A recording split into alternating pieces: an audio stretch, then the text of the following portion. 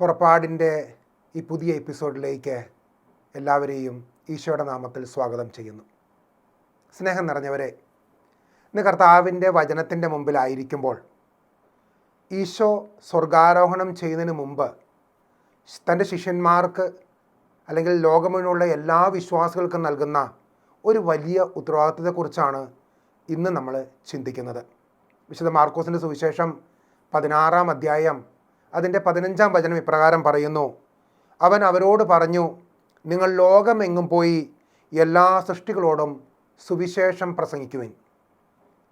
ഒരുപക്ഷെ ഒരു വിശ്വാസിയെ സംബന്ധിച്ച് അവൻ്റെ ഏക ഉത്തരവാദിത്വം എന്ന് പറയാവുന്നതാണ് സുവിശേഷ പ്രഘോഷണം. അപ്പോൾ നമ്മൾ ചിന്തിക്കുന്നത് ഇപ്രകാരമാണ്: എല്ലാവർക്കും പ്രഘോഷിക്കാൻ സാധിക്കുമോ? എല്ലാവർക്കും വചനം പറഞ്ഞ് മുന്നോട്ട് പോകാൻ സാധിക്കുമോ? പക്ഷേ കർത്താവ് നൽകുന്ന ഒരു പ്രത്യേക വിളി ഇതാണ്: ഒരു ശുശ്രൂഷ നിയോഗം. കാരണം കർത്താവിൻ്റെ ഈ വചനം ഏറ്റെടുത്തുകൊണ്ട് ഈശോയെക്കുറിച്ച് അനേകം വ്യക്തികളിലേക്ക് എത്തിക്കാൻ നമ്മൾ ആഗ്രഹിക്കുകയും പ്രാർത്ഥിക്കുകയും ചെയ്യുമ്പോൾ ഈശോ അതിനുള്ള വഴികൾ തുറന്നു തരും. പ്രിയപ്പെട്ടവരെ, ഇന്ന് അനേകം വ്യക്തികൾ ശുശ്രൂഷ ചെയ്യുന്നവരാണ്. പ്രത്യേകിച്ച് വചനം പ്രസംഗിക്കുന്നവരുണ്ട്, മധ്യസ്ഥ പ്രാർത്ഥന നടത്തുന്നവരുണ്ട്, കൂടാതെ അനേകം ഭക്തപ്രസിദ്ധീകരണങ്ങൾ, ലഘുലേഖകൾ അനേകർക്ക് പങ്കുവെച്ചു കൊടുക്കുന്നവരുണ്ട്, കൊണ്ടുപോയി കൊടുക്കുന്നവരുണ്ട്, കൂടാതെ കൗൺസിലിംഗ് നടത്തുന്നവരുണ്ട്, തളർന്നവർക്ക് ബലം നൽകി അവരെ ശക്തിപ്പെടുത്തുന്നുണ്ട്. അപ്പോൾ ഈശോ നൽകുന്ന ഈ ഉത്തരവാദിത്വം ഏറ്റെടുത്ത് ജീവിക്കുമ്പോൾ കിട്ടുന്ന അനേകം അനുഗ്രഹങ്ങളുണ്ട്. ഇന്ന് കർത്താവിൻ്റെ മുമ്പിലായിരിക്കുമ്പോൾ നമുക്ക് ആ മേഖലകളെക്കുറിച്ച് ഒന്ന് ചിന്തിക്കാം. 2 കൊറിന്തോസ് 5-ാം അധ്യായം 20-ാം വചനം പറയുന്നു: ഞങ്ങൾ ക്രിസ്തുവിൻ്റെ സ്ഥാനപതികളാണ്. എന്ന് പറഞ്ഞാൽ ഈശോയിൽ വിശ്വസിക്കുന്ന ഒരു വ്യക്തി ഈശോയെ സംബന്ധിച്ച് ഈശോയുടെ സ്ഥാനപതിയാണ്. നമുക്കറിയാം, ഒരു രാജ്യം മറ്റൊരു രാജ്യത്തേക്ക് തൻ്റെ സ്ഥാനപതി അയക്കുമ്പോൾ അനേകം ഉത്തരവാദിത്തങ്ങൾ നൽകുന്നുണ്ട്.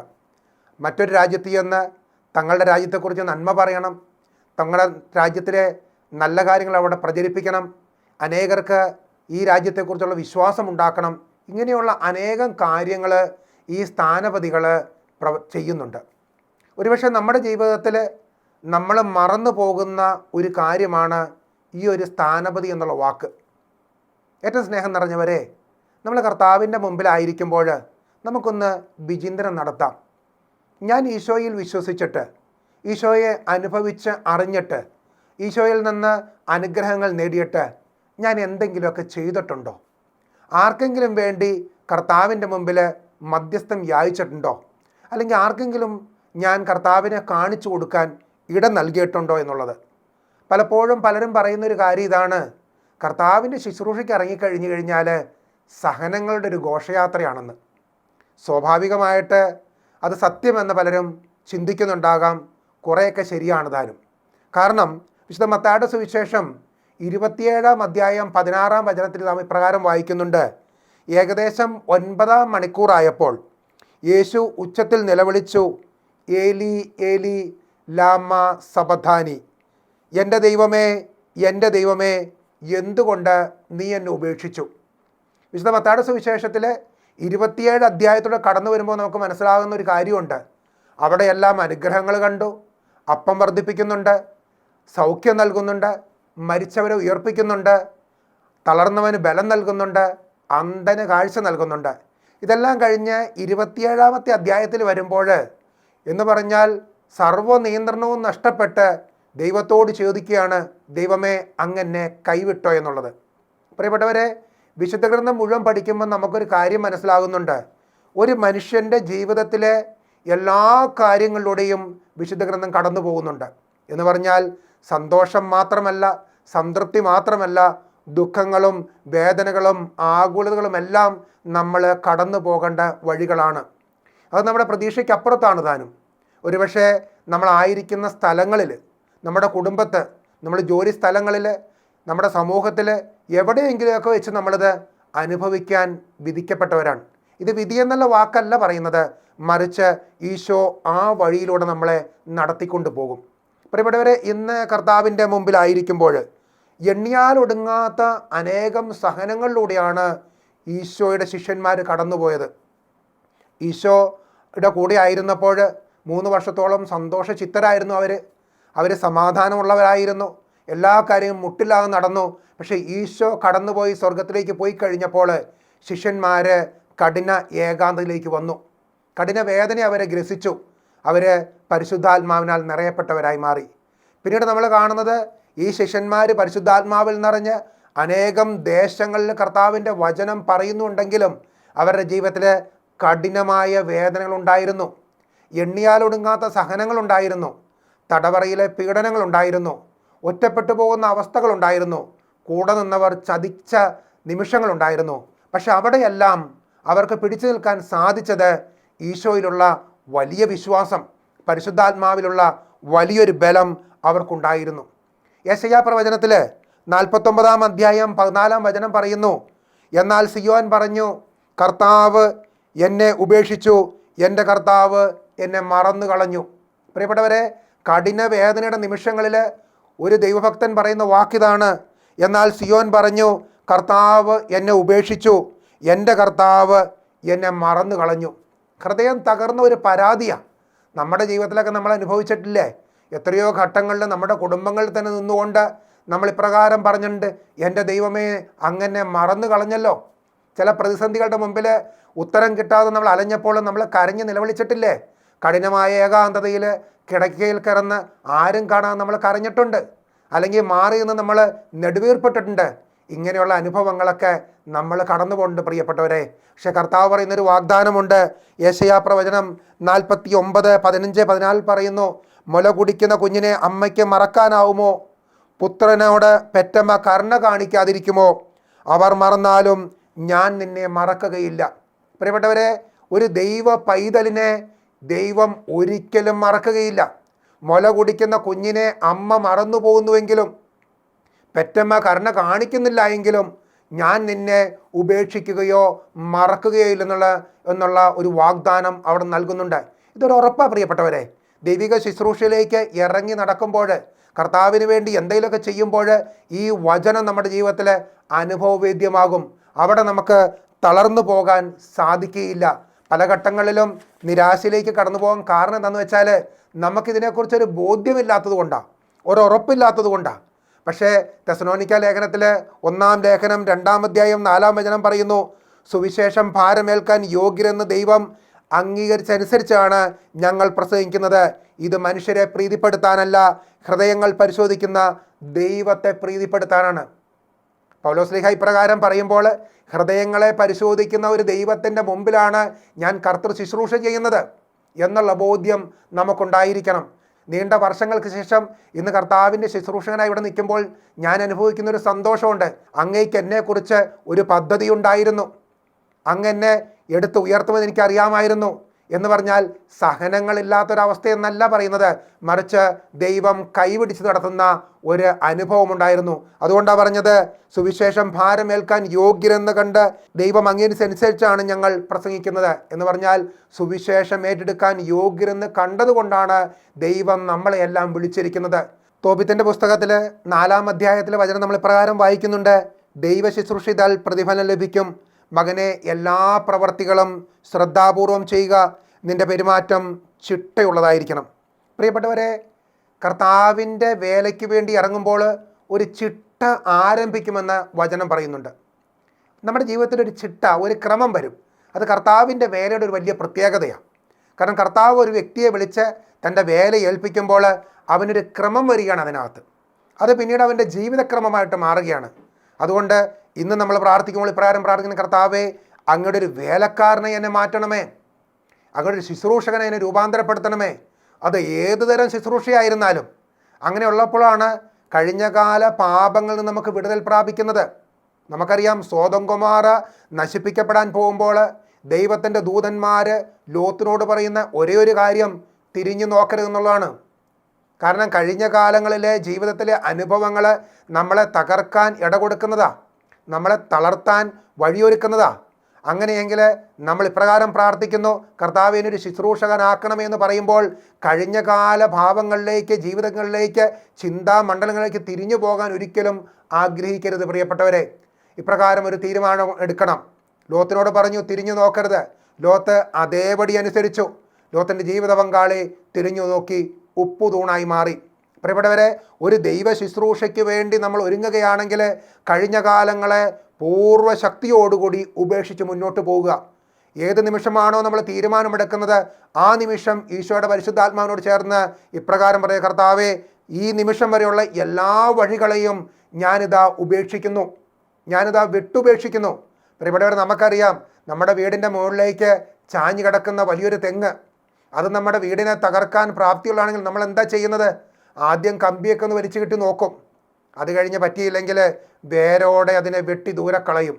ഇതാണ് നമ്മുടെ ജീവിതത്തിലെ തകർച്ചയിലേക്ക് വരുന്ന സാഹചര്യങ്ങളെയൊക്കെ നമ്മൾ ഉപേക്ഷിക്കേണ്ട വിധം.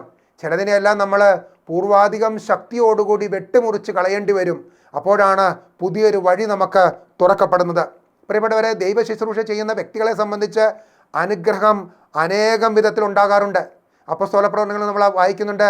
6-ാം അധ്യായത്തിൽ തങ്ങളുടെ വിധവകൾ അവഗണിക്കപ്പെടുന്നു എന്ന് കണ്ട് ഗ്രീക്കുകാർ ഹെബ്രായർക്കെതിരെ പരാതിപ്പെടുന്നുണ്ട്, പിറുപിറുക്കുന്നുണ്ട്. അപ്പോൾ ശിഷ്യന്മാരൊരു തീരുമാനമെടുക്കുന്നു. ദൈവഭക്തരും അതേപോലെ തന്നെ അനുഗ്രഹമുള്ളവരുമായ 7 പേരെ തിരഞ്ഞെടുത്ത് ആ ഉത്തരവാദിത്തം ഏൽപ്പിക്കുക. ഈ 7 പേരാണ് അവിടെയുള്ള കാര്യങ്ങളൊക്കെ നോക്കാനുള്ളത്. ശിഷ്യന്മാർ ശുശ്രൂഷയിലേക്ക് പിന്മാറുന്നു, വചനപ്രഘോഷണത്തിലേക്ക്. അപ്പോൾ ഈ 7 പേരും ശുശ്രൂഷകരാണ്. അവർ ഭക്ഷണകാര്യങ്ങളിൽ ഇടപെടുന്നു എന്ന് വിചാരിച്ചിട്ട് ശുശ്രൂഷകരല്ല എന്നല്ല, മറിച്ച് ശുശ്രൂഷകരാണ്. പിന്നീട് പ്രിയപ്പെട്ടവരെ, ആ 7 പേരിൽ ഒരാളെ കുറിച്ചാണ് വിശുദ്ധഗ്രന്ഥം നമുക്ക് വീണ്ടും വചനത്തിലൂടെ കാണിച്ചു തരുന്നത്. അപ്പോസ്തല പ്രവർത്തനം 21-ാം അധ്യായത്തിൽ 8ഉം 9ഉം വചനങ്ങൾ നമ്മൾ ഇപ്രകാരം വായിക്കുന്നുണ്ട്. അടുത്ത ദിവസം ഞങ്ങൾ അവിടെ നിന്ന് പുറപ്പെട്ട് കേസറിയായിലെത്തി. 7 പേരിൽ ഒരുവനും സുവിശേഷ പ്രസംഗകനുമായ പീലിപ്പോസിൻ്റെ വീട്ടിൽ ചെന്ന് അവൻ്റെ കൂടെ താമസിച്ചു. കന്യകമാരും പ്രവചനം ലഭിച്ചവരുമായ 4 പുത്രിമാർ അവനുണ്ടായിരുന്നു. പ്രിയപ്പെട്ടവരെ, ഭക്ഷണമേശയിൽ സഹായിക്കാൻ വേണ്ടി തിരഞ്ഞെടുക്കപ്പെട്ട ഫിലിപ്പോസ് എന്ന് പറയുന്ന മകൻ 6-ാം അധ്യായത്തിൽ നമ്മൾ വായിക്കുന്നുണ്ട്. 21-ാം അധ്യായത്തിൽ നമ്മൾ ചെല്ലുമ്പോൾ നാം ഇപ്രകാരമാണ് വായിക്കുന്നത്: പൗലോസ്ലീഹായും കൂടെയുള്ളവരും കൂടി കേസറിയയിൽ നിന്ന് ഫിലിപ്പോസിൻ്റെ ഭവനത്തിലെത്തുന്നു, അവിടെ താമസിക്കുന്നു.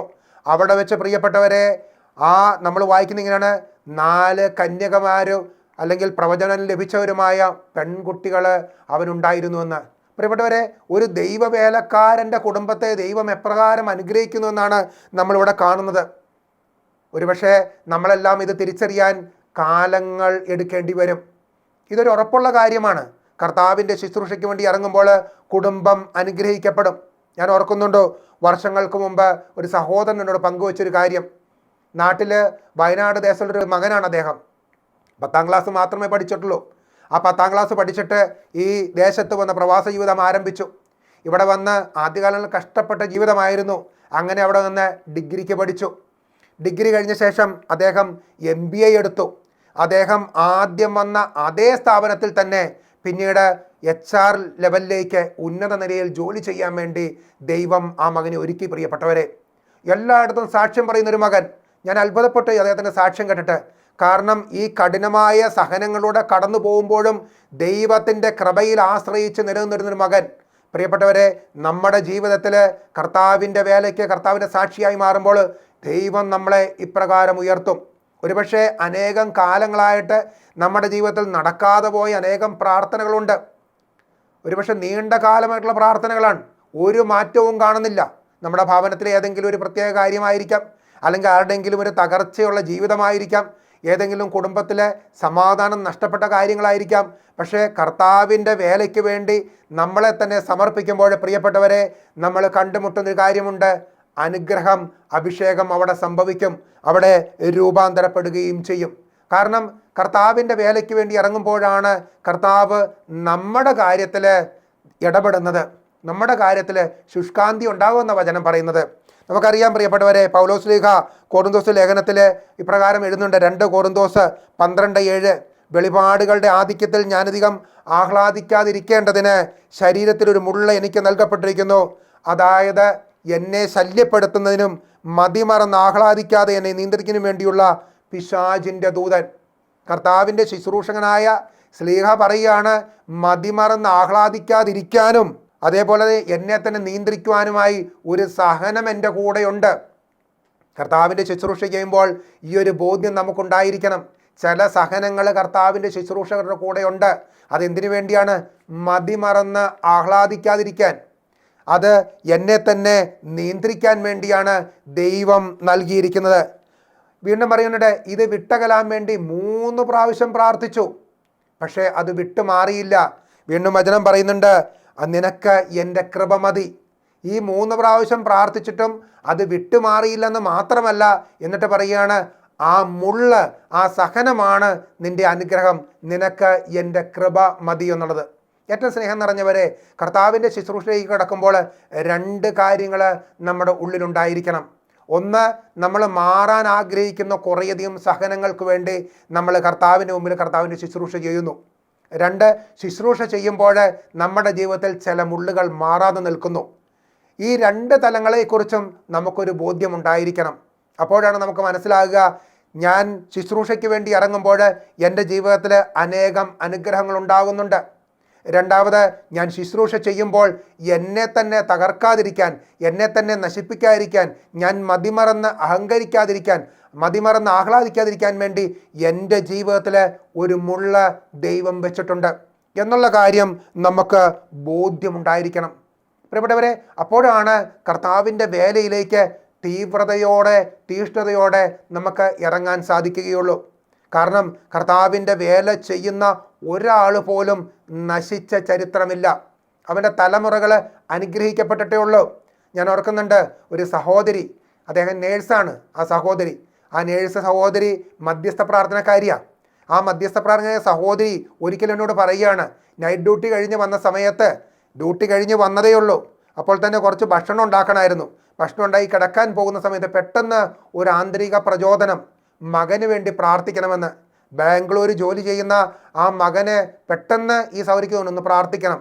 അങ്ങനെ നേരെ അടുക്കളയിലെല്ലാം സ്റ്റൗവെല്ലാം ഓഫ് ചെയ്ത് വെച്ചിട്ട് നേരെ പ്രാർത്ഥിക്കാൻ വേണ്ടി വന്നു. മുട്ടുകുത്തി ജപമാല ചൊല്ലിക്കൊണ്ടിരിക്കുക. എന്താണെന്ന് മനസ്സിലാകുന്നില്ല, വളരെ ഒരു അങ്കലാപ്പ്. ശക്തമായിട്ടൊരു ജപമാല ചൊല്ലി പ്രാർത്ഥിച്ചു, കരങ്ങൾ ഉയർത്തിപ്പിടിച്ചിട്ട്. എൻ്റെ മകനെയും അതേപോലെ പഠിക്കുന്ന എല്ലാ മക്കൾക്കും വേണ്ടി പ്രാർത്ഥിച്ചു ഈ സഹോദരി. അതിനുശേഷം ഈ സഹോദരി ബാംഗ്ലൂരിലേക്ക് ഫോൺ ചെയ്ത് കഴിഞ്ഞപ്പോൾ ഈ സഹോദരി പറയുകയാണ്, വിളിക്കുന്ന സമയത്ത് മോൻ ഫോൺ എടുത്തു. ആ സമയത്ത് അവിടെ വലിയ ശബ്ദ കോലാഹലം, എന്താണെന്നറിയുന്നില്ല. പെട്ടെന്ന് മകൻ പറഞ്ഞു, അമ്മേ കുറച്ച് കഴിഞ്ഞ് വിളിക്കാമെന്ന്. അല്പനേരം സഹോദരി കാത്തിരുന്നു. മകൻ തിരിച്ചു വിളിച്ചു. അപ്പോൾ ഈ മകൻ പറയുകയാണ്, അമ്മേ, ഞാൻ ഹോസ്റ്റലിൽ നിന്ന് കോളേജിലേക്ക് പോകുന്ന വഴി ഒരു ബൈക്കിലാണ് പോകുന്ന കൂട്ടുകാരനുമായിട്ട്. ഞങ്ങൾ പോകുന്ന വഴി ഹൈവേയിൽ വെച്ച് ഒരു ലോറി ആക്സിഡൻ്റ് ഉണ്ടായി. അമ്മേ, ഞാനും ഈ കൂട്ടുകാരനും കൂടി ബൈക്കിൽ നിന്ന് തെറിച്ച് ഒരു പുൽക്കെട്ടിലേക്ക് വീണു. തൊട്ടടുത്തുള്ള ഒരു പുല്ല് പോലത്തെ സ്ഥലത്തേക്ക്, ചതുപ്പിലേക്ക് വീണു. പ്രിയപ്പെട്ടവരെ, ഒരു പോറൽ പോലും ഏൽക്കാതെ, യാതൊരു അപകടവും കൂടാതെ മകനെ രക്ഷിക്കുന്ന ഈശോ. ഇത്രമാത്രം കിലോമീറ്റർ ദൂരെ പ്രവാസത്തിലിരിക്കുന്ന അമ്മയ്ക്ക് ഈശോ ഒരു സന്ദേശം കൊടുക്കുകയാണ്, പ്രാർത്ഥിക്കാനൊരു പ്രചോദനം കൊടുത്തു. ആ നിമിഷങ്ങളിലാണ് അവിടെ ഒരു അപകടം സംഭവിക്കുന്നതും സംരക്ഷണം ലഭിക്കുന്നതും. പ്രിയപ്പെട്ടവരെ, ഇതാണ് ഒരു ദൈവിക ശുശ്രൂഷകനെ കുറിച്ചുള്ള ദൈവത്തിൻ്റെ പദ്ധതി. അവൻ എല്ലാ കാര്യത്തെക്കുറിച്ചും ഒരു മുന്നറിയിപ്പ് നൽകിക്കൊണ്ടിരിക്കും. പ്രവാചകന്മാർക്ക് മുന്നറിയിപ്പ് നൽകാതെ ദൈവം തൻ്റെ പ്രവർത്തികൾ ചെയ്യുന്നില്ല പ്രിയപ്പെട്ടവരെ. അതുകൊണ്ട് കർത്തൃ ശുശ്രൂഷയ്ക്ക് വേണ്ടി ഒരുങ്ങുമ്പോൾ ഒന്നാമതായി ഇപ്രകാരം വിചാരിക്കണം, ചിന്തിക്കണം, എൻ്റെ ഈശോ എനിക്ക് കാര്യങ്ങൾ പറഞ്ഞു തരും. കാരണം അവിടുത്തെ പരിശുദ്ധാത്മാവ് ഉള്ളത് കൊണ്ടാണ് ശുശ്രൂഷ ചെയ്യാൻ സാധിക്കുന്നത് തന്നെ. ഏറ്റവും സ്നേഹം നിറഞ്ഞവരെ, നമ്മുടെ ജീവിതത്തിൽ എന്തെങ്കിലും മാറ്റം വരാൻ ആഗ്രഹിക്കുന്നുവെങ്കിൽ, നമ്മുടെ കുടുംബജീവിതത്തിൽ സമാധാനം നഷ്ടപ്പെട്ട അന്തരീക്ഷമുണ്ടെങ്കിൽ, അല്ലെങ്കിൽ നമ്മുടെ ഭൗതികമായിട്ടുള്ള ജീവിതങ്ങളിൽ അനുഗ്രഹത്തിൻ്റെ കുറവുകളുണ്ടെങ്കിൽ, ഇന്ന് മുതൽ ഒരു തീരുമാനമെടുക്കാം, കർത്താവേ, ഞാനൊരു ശുശ്രൂഷകനായി രൂപാന്തരപ്പെടണമേ. കാരണം ശുശ്രൂഷകനായി രൂപാന്തരപ്പെടുമ്പോൾ നമ്മുടെ എല്ലാ കാര്യങ്ങളും ഈശോ ഏറ്റെടുക്കും. ഈശോ നമ്മളെ സംരക്ഷിക്കും. ഉള്ളം കയ്യിലെന്ന പോലെ അവിടെ നിന്ന് കൊണ്ടുനടന്ന് പരിപാലിക്കും പ്രിയപ്പെട്ടവരെ. അത് വാഗ്ദാനമാണ്. അതിൽ നിന്ന് അവിടെ നിന്ന് പിന്നോട്ട് പോകുകയില്ല. അതുകൊണ്ട് ആ ഒരു ഉറപ്പ് നമുക്ക് എപ്പോഴും ഉണ്ടായിരിക്കണം. ഞാൻ ഓർക്കുന്നുണ്ട്, ഈ പ്രവാസദേശത്ത് ഞാൻ അനേകരെ കണ്ടുമുട്ടിയിട്ടുണ്ട്. അനേകം വ്യക്തികൾ, വിദ്യാഭ്യാസം ഉണ്ടായിട്ടല്ല ഇല്ലാത്തവരുണ്ട്, സമ്പത്തുണ്ടായിട്ടല്ല ഇല്ലാത്തവരുണ്ട്. പക്ഷേ ദൈവവേലയിൽ തീഷ്ണതയുള്ള അനേകരെ കണ്ടുമുട്ടിയിട്ടുണ്ട്. അവരെല്ലാവരും അനുഗ്രഹിക്കപ്പെട്ടിട്ടുണ്ട്. അവർക്ക് പറയാൻ പ്രത്യാശയുടെ വാക്കുകളുണ്ട്. അവർക്ക് പറയാൻ അനുഗ്രഹത്തിൻ്റെ അനേകം കഥകളുണ്ട്. അതെല്ലാം വെറും വാക്കല്ല, അവരനുഭവിച്ച വഴികളാണ്. രാത്രിയുടെ യാമങ്ങളിൽ മുട്ടുകുത്തി നിന്ന് പ്രാർത്ഥിക്കുന്ന അനേകരെ ഞാൻ കണ്ടിട്ടുണ്ട്. ജപമാല ചൊല്ലി നാട്ടിലുള്ളവർക്ക് വേണ്ടിയിട്ട് അതേപോലെ സഹനങ്ങളിലൂടെ കടന്നു പോകുന്നവർക്കൊക്കെ പ്രാർത്ഥിക്കുന്ന അനേകരെ കണ്ടുമുട്ടിയിട്ടുണ്ട്. അവരെല്ലാവരും ദൈവ ശുശ്രൂഷയുടെ ഫലം അനുഭവിച്ചവരെ. പ്രിയപ്പെട്ടവരെ, നമുക്കറിയാം ജപമാല ചൊല്ലുമ്പോൾ പരിശുദ്ധ അമ്മ ഏലീശ ഗർഭിണിയെ കാണാൻ വേണ്ടി ഓടുന്നു. ഏലീശ ഗർഭിണിയായിട്ടിരിക്കുകയാണ്. എത്രമാത്രം ദൂരം കഠിന യാത്ര ചെയ്യേണ്ടാണ് പരിശുദ്ധ അമ്മ ചൊല്ലുന്നത് നമുക്ക് മനസ്സിലാവുന്നുണ്ട്. ആ അമ്മയുടെ പുത്രനാണ് ഈശോ. അമ്മ ഒരു ശുശ്രൂഷകയായിരുന്നു.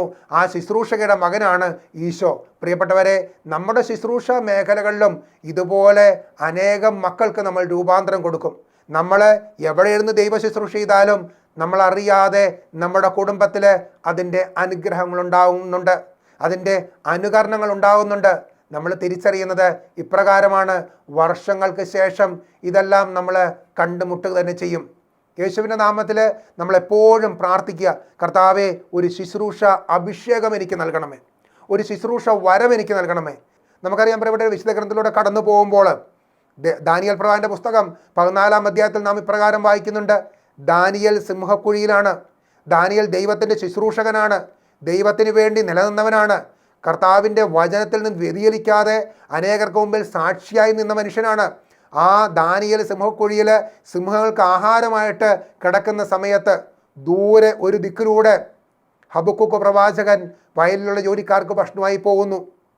ഹബക്കൂക്കിനോട് ദൈവത്തിൻ്റെ ദൂതൻ വന്നിട്ട് പറയുകയാണ്, ദാനിയേൽ ബാബിലോണിലെ സിംഹക്കുഴിയിൽ കിടക്കുന്നുണ്ട്, അവിടെ ചെല്ലണമെന്ന്, ഈ ഭക്ഷണം കൊണ്ട് കൊടുക്കണമെന്ന്. ഹബക്കൂക്ക് പറയുകയാണ്, ഈ ബാബിലോൺ എവിടെയാണെന്നോ ദാനിയേൽ ആരാണെന്നോ എനിക്ക് അറിഞ്ഞുകൂടാ, പിന്നെ ഞാൻ എങ്ങനെ പോകും? പക്ഷെ നമ്മൾ വചനത്തിൽ വായിക്കുന്നുണ്ട്, ശീഘ്രവേഗത്തിൽ അവനെ തൂക്കിയെടുത്തു കൊണ്ടുവന്ന് ബാബിലോണിലെ സിംഹക്കുഴി എടുത്തു കൊണ്ടുവന്ന് നിർത്തി എന്നുള്ളത്. പ്രിയപ്പെട്ടവരെ, ആ നിമിഷങ്ങളിൽ ഹബക്കൂക്ക് വിളിച്ചു പറയാൻ, ദാനിയേൽ, ദാനിയേൽ, ഇതാ ദൈവം നിനക്ക് ഭക്ഷണം കൊടുത്തു വിട്ടിരിക്കുന്നു, ദൈവം നിനക്കിതാ ഭക്ഷണം കൊടുത്തു വിട്ടിരിക്കുന്നു. ഇത് കേട്ട് സന്തോഷചിത്തനായിട്ട് ദാനിയേൽ പറയുന്നൊരു വാക്യപ്രകാരമാണ്, ദൈവമേ, അങ്ങയെ സ്നേഹിക്കുന്നവരെ അങ്ങ് ഒരു നാളും ഉപേക്ഷിക്കില്ലെന്ന് ഞാൻ അറിയുന്നു. അങ്ങയെ സ്നേഹിക്കുന്നവരെ, അങ്ങയ്ക്ക് വേണ്ടി പ്രവർത്തിക്കുന്നവരെ, അങ്ങയുടെ വചനം പ്രസംഗിക്കുന്നവരെ, അങ്ങയുടെ ശുശ്രൂഷ ചെയ്യുന്നവരെ, ഏതെങ്കിലും ഒരു ചെറിയ കാര്യം അങ്ങയെ പ്രതി ചെയ്തവരെ അങ്ങ് ഒരു നാളും ഉപേക്ഷിക്കില്ലെന്ന് ഞാൻ അറിയുന്നു. അത് ദൂരങ്ങൾ താണ്ടി, കണക്ക് നോക്കിയാൽ 12,000 കിലോമീറ്റർ ദൂരെയാണ് പ്രിയപ്പെട്ടവർ ഈ രണ്ട് സ്ഥലങ്ങളും, യൂദയായും ബാബിലോണും തമ്മിൽ. പക്ഷേ ഇത്രയും ദൂരം താണ്ടി വന്ന് ഭക്ഷണം കൊടുക്കാൻ പാകത്തിന് ദൈവം എന്താണ് ദാനിയേലിൽ കണ്ടത്? ദാനിയേൽ ചെയ്ത ഒറ്റ കാര്യം മാത്രം, വിശ്വസ്തയോടുകൂടി ദാനിയേൽ ദൈവത്തിൻ്റെ ശുശ്രൂഷ ചെയ്തു. വിശ്വസ്തയോടുകൂടിയായിരുന്നു. കഠിനമായ സഹനങ്ങളിൽ അവൻ വീണു പോയില്ല, തകർക്കപ്പെട്ട നിമിഷങ്ങളിൽ തകർന്നു പോയില്ല, പിറുപിറുക്കാൻ പോയില്ല. ഈ കാലഘട്ടങ്ങളിൽ ഒരു പിറുപിറുപ്പിൻ്റെ ഒരു ലോകത്തിലാണ് ജീവിക്കുന്നത്. പെട്ടെന്നാണ് ആളുകൾക്ക് റിസൾട്ട് വേണ്ടത്. കാര്യങ്ങൾ നടന്നില്ലെങ്കിൽ നിരാശപ്പെട്ടു പോകും, കാര്യങ്ങൾ നടന്നില്ലെങ്കിൽ ദേഷ്യപ്പെടും, പിറുപിറുക്കും. ഇത് സ്വാഭാവികമായിട്ടുള്ള ഒരു മാനുഷികാവസ്ഥയാണ്. പക്ഷേ പ്രിയപ്പെട്ടവരെ, ഒരു ദൈവവേല ചെയ്യുന്നവനെ സംബന്ധിച്ച് അവന് ക്ഷമയോടുകൂടി കാത്തിരിക്കുമ്പോൾ ദൈവത്തിൻ്റെ അനുഗ്രഹം അവൻ നിൽക്കുന്ന സ്ഥലത്ത് വന്നു ചേരും. പ്രിയപ്പെട്ടവരെ, അത് ദൈവത്തിൻ്റെ വാഗ്ദാനമാണ്. അത് നീ ആഴിയുടെ അടിയിലായിക്കോട്ടെ, ആകാശത്തരുന്നോട്ടെ, എവിടെയായിരുന്നാലും അത് നമ്മളെ തേടിയെത്തും. അത് ദൈവത്തിൻ്റെ വാഗ്ദാനമാണ്. കാരണം കർത്താവിൻ്റെ വേല ചെയ്യുന്നവൻ്റെ സംരക്ഷകൻ കർത്താവാണ്. അവന് വേദനകളുണ്ടെങ്കിലും പിടിച്ചു നിൽക്കാനുള്ള ശക്തി ലഭിക്കും. അവന് ദുഃഖങ്ങളുണ്ടെങ്കിലും താങ്ങി നടത്താനുള്ള വ്യക്തികളുണ്ടായിരിക്കും. അവൻ അപ്രതീക്ഷിതമായ സാഹചര്യത്തിൽ അനേകരെ സഹായിക്കാൻ വേണ്ടി വരും. അവനൊരിക്കലും അനാഥത്വം പേറേണ്ടി വരികയില്ല. യോഹന്നാന്റെ സുവിശേഷം 14:18 പറയുന്നുണ്ട്, ഞാൻ നിങ്ങളെ അനാഥരായി ഉപേക്ഷിക്കുകയില്ല എന്നുള്ളത്. എന്താ ഈ വചനത്തിൻ്റെ അർത്ഥം? എന്നിൽ വിശ്വസിക്കുന്നവൻ, എന്നിൽ ആശ്രയിക്കുന്നവൻ, എൻ്റെ വേല ചെയ്യുന്നവനെ ഞാനൊരിക്കലും അനാഥനായി ഉപേക്ഷിക്കുകയില്ല. പരിശുദ്ധാമ്മയുടെ മധ്യസ്ഥതയിൽ നമുക്ക് പ്രാർത്ഥിക്കാം. പ്രത്യേകമായിട്ട് ഈ കൃപാവരങ്ങളെല്ലാം ലഭിക്കാൻ, പ്രതിയുടെ ശുശ്രൂഷ വരം ലഭിക്കാൻ പരിശുദ്ധാമ്മയുടെ മധ്യസ്ഥ അയച്ചുകൊണ്ട് നമുക്ക് ആയിരിക്കാം. പിതാവിനും പുത്രനും പരിശുദ്ധാത്മാവിനും നാമത്തിൽ ആമേൻ. ഈശോ മിശിഹായ്ക്ക് സ്തുതിയായിരിക്കട്ടെ.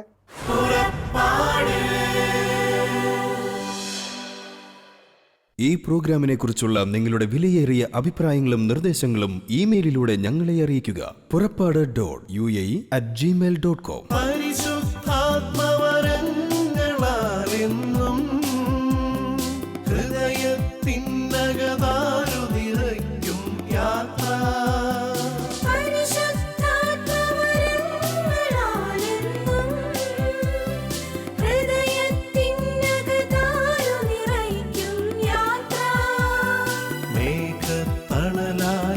അഗ്നിനാളമേ